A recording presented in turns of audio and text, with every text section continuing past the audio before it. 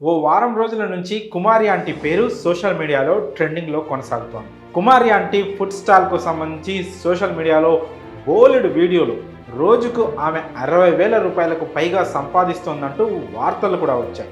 అయితే వారం రోజుల క్రితం వరకు కేవలం సోషల్ మీడియా ఫాలో అయ్యే వారికి మాత్రమే కుమారి ఆంటీ గురించి తెలుసు.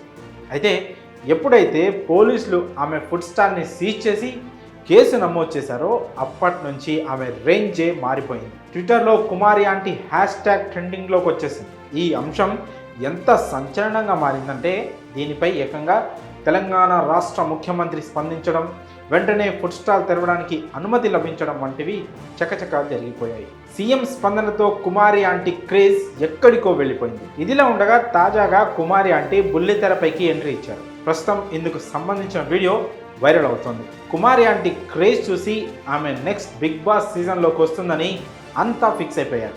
అయితే ఆలోపే కుమారి ఆంటీ ఈటీవీ షోలలో కనిపిస్తోందని చాలామంది భావించారు. అయితే వారి అంచనాలు తలకిందులు చేస్తూ కుమారి ఆంటీ స్టార్ మాలోకి ఎంట్రీ ఇచ్చారు.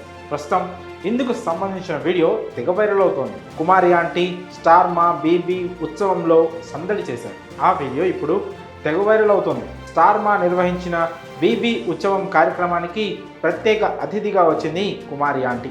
పైగా షోలో పాల్గొన్న వారందరికీ తన ఫుడ్ స్టాల్ నుంచే నాన్ వెజ్ భోజనం తీసుకొచ్చి వారికి స్వయంగా వడ్డించినట్లు వీడియోలో ఉంది.